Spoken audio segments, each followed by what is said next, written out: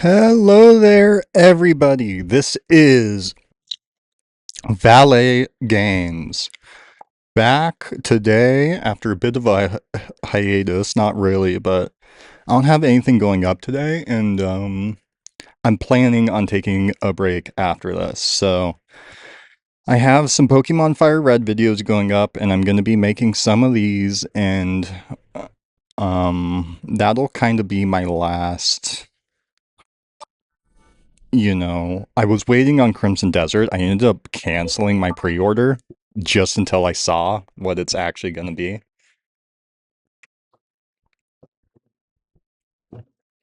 But this came out last night. Shadow dropped on GameCube Online. So this is Valet. Welcome back, everyone. This is Pokemon XD Gale of Darkness that we're going to be checking out for the GameCube.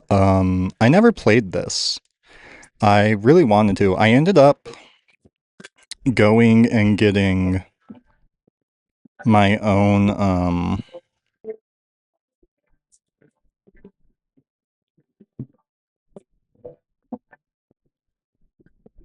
sorry.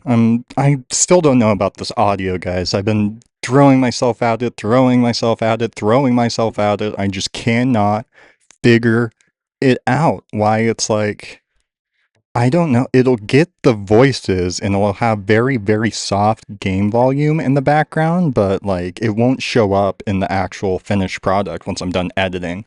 And I don't know if it's something to do with my sliders or something to do with my system settings or my capture card or what it is. Um, you know. So I've been trying to figure that out. But anyways, never played this. I really wanted to, but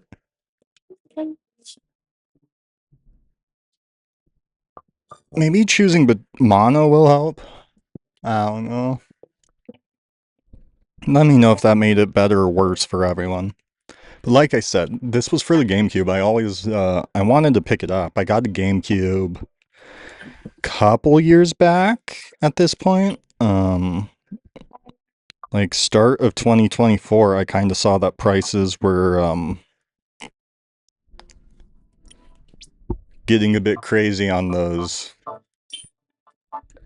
era. Not that they weren't already crazy, but so I went through and got most of what I wanted. I got Animal Crossing. I still want Double Dash for the GameCube. That one I don't have, but I got Mario Sunshine. I got a whole bunch of GameCube goodies, and then the one expensive one I ended up getting was Fire Emblem Path of Radiance for GameCube was the expensive one I got instead of this, but they're about the same price still.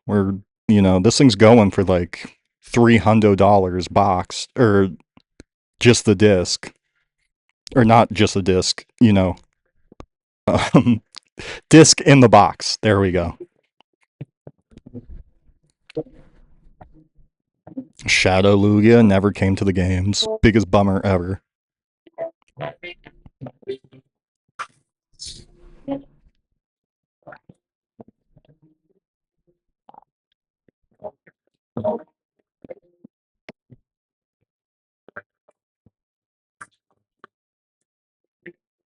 Like that music, I'm looking at the like mixer levels right now, and they're not moving when the music is playing. It's like it's just picking up bass or something, and I don't know how to fix it.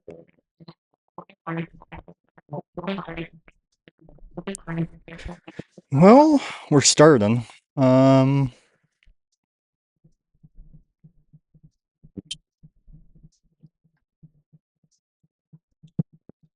Hit him with an earthquake.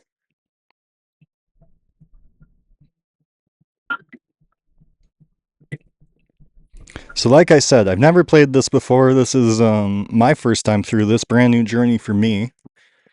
Hello everyone. These are kind of the style of games I miss. That this is what like I grew up around but not on. Does that make sense? I'm probably on the younger side of things. I'm not so young. Can't remember days pre-iPhone, but Um, I was growing up around like PS2, GameCube era, and then by the time I was old enough to like actually play the games, that was like we had sold or we had traded in. I remember taking our PlayStation 2 and all our games into GameStop to trade it in, and all they got us was the PlayStation 3. And then my dad bought us, I think, Sonic out of pocket, like Sonic 11 or Sonic '09, one of the really bad Sonics on the PlayStation 3. That and Turok.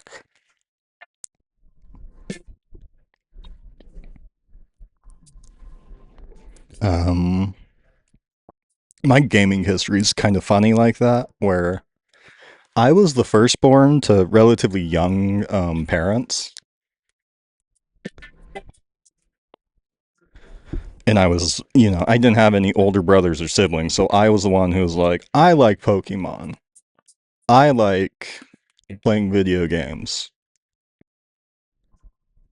and then everyone else kind of trickled in behind to where like my brother was full on like probably doesn't even remember most of the PlayStation 2 games, like exclusively um PlayStation 3, but even that, like, it's not like we were heavy PlayStation 3 gamers. It was our DVD player, you know? It was the family DVD player, it was the family PS3. So I kind of had this interesting relationship with gaming throughout my youth.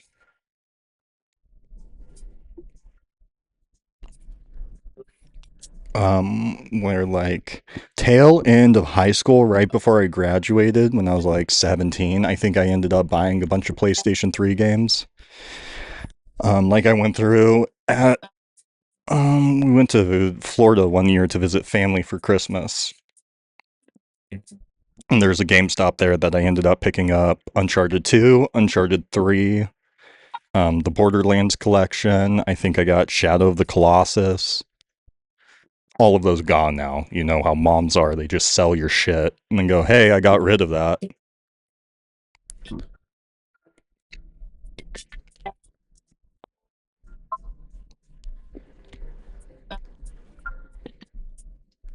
But yeah, anyway, so there's this weird dynamic with gaming when I was growing up that I still played video games, but a lot of my video game like knowledge and I'm not quite where I was at now where I'm like, oh yeah, I know about this and I researched it and I know the price point, I know when it came out.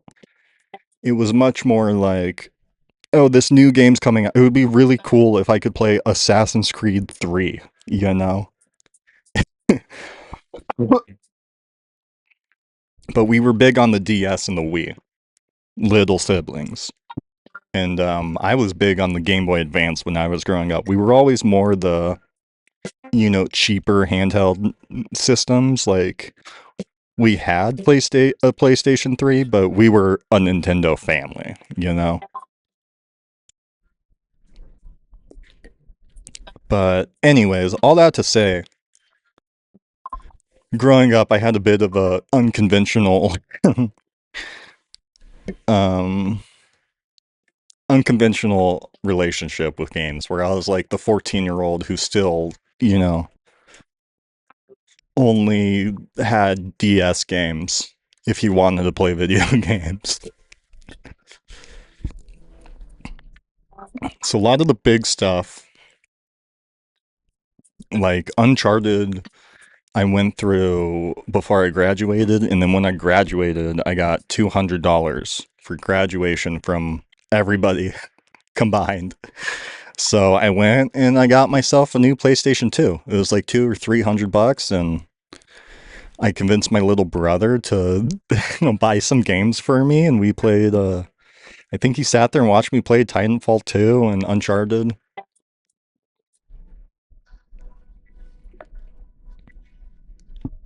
But yeah, I was the oldest, so it was always like, oh, I want that. Oh, I don't really know anyone who knows anything about it, or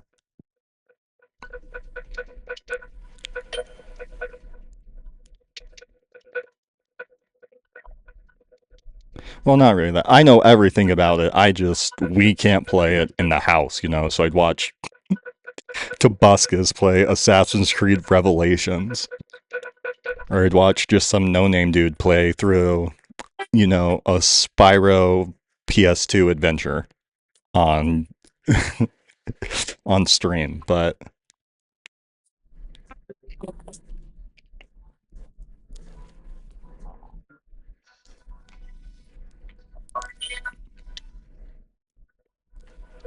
float some K.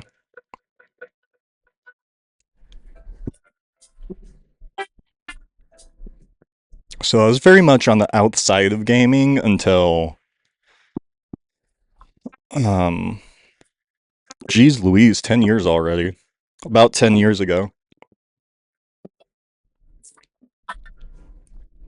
Where are we at here? 10 minutes? I don't like stretching them out too long, but I also like getting stuff done from game or from video to video, so we'll probably wrap this one up at 15 minutes. But all that's to say, I grew up around these kind of games, but I was like right in the weird middle where it was like we got the handhelds, but we didn't fully I didn't fully ever experience PlayStation 2 and GameCube era, and I didn't fully ever experience like PS3 that era. I've I've done extensive catch up in the years since, but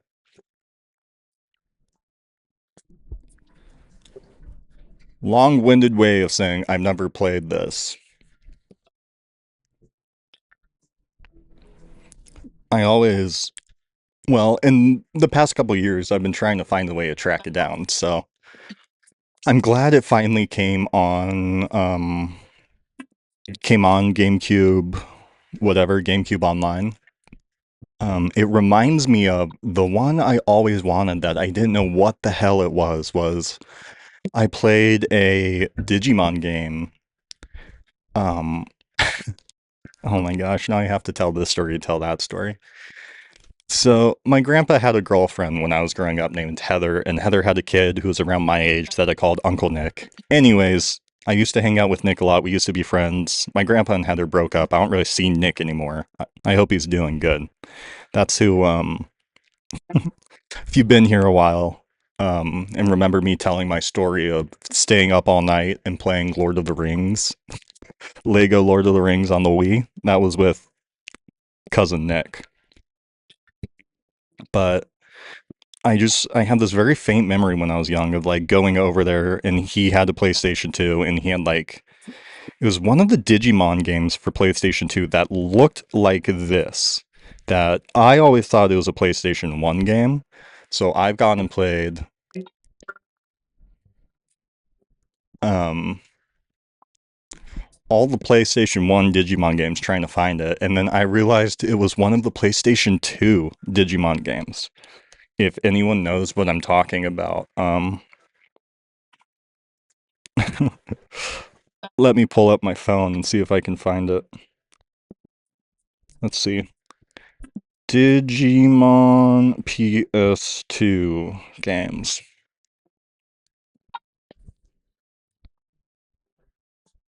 Was it Data Squad? Digimon Data Squad. I always would, whenever we'd go over there, I'd try to play. And I don't think he had like a memory card. So I'd always just have to play the first, or he didn't want me to save over his memory card. It was one of those things where I just ended up playing the first, like, I don't know, 45 minutes of that every time I went over there. And it's like, it's such a this aesthetic. Like, that's the only way I can describe it, where it's polygons, but like stylized and it still looks great. I love it.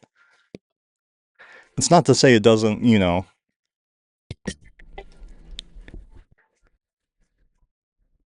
It's not like the most realistic art style in the world, but in my opinion, it holds up. And it's cute and it's got character and so much color. They don't use color like this anymore. So this era is really like I wish they'd still make games like this. Like my dream game is a game with like this era graphics, but it's like a, you know, more action RPG like I know everyone always says this. It's not necessarily how I mean it. Like I don't need it to be super punishing Dark Souls combat. Just the agency you have over your player character. Like I like being in okay, here's a light sword swing, here's a heavy sword swing, here's I'm controlling the character, I'm swinging the sword, you know. Not necessarily a lot of games from this time are more like action RPGs, like hack and slashers or dungeon crawlers, stuff like that. How do I get out of here?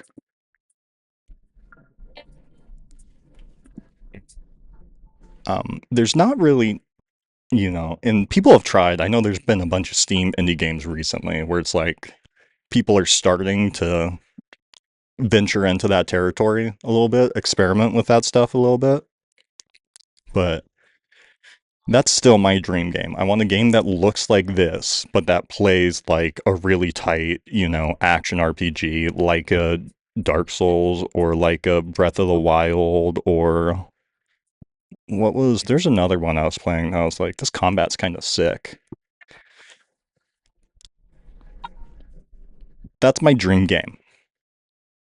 Graphics like this, gameplay like that. It doesn't even have to be like a. No, I don't want to go back to. Ah! It doesn't even have to be like a. Oh, I guess I can only stay here. It doesn't even have to be like a fully 3D world, you know? You could break it off into levels somehow.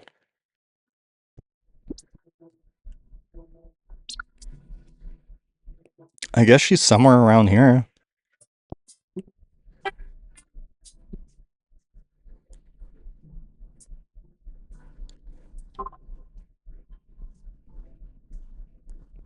With her Mimi earlier.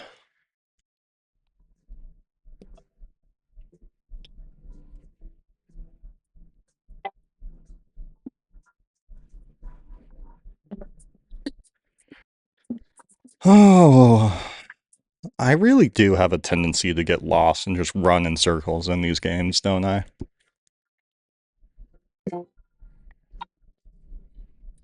Probably because I never read any of the text.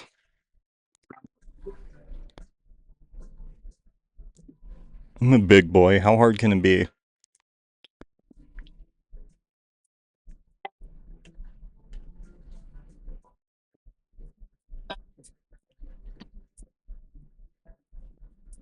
Apparently pretty dang hard.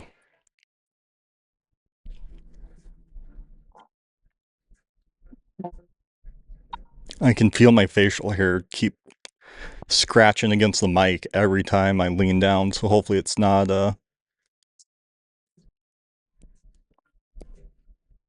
Dr. There we go. This is the part. Okay. Okay. And with that, Jovi's over at the manor. I think this is where we'll end this episode. Yeah, we're at 18 minutes, so you guys know the drill by now. And if you don't, this is Valet Games. Every day I play a little bit of games, I upload them, and you know, we're just hanging out here day to day. So leave a like, leave a comment, subscribe. You know, any way you interact with the video helps me out. I'm just here doing my thing, but if you stumble across this, hello and thank you. And I'll catch you next time. This has been Valet. Thanks, guys.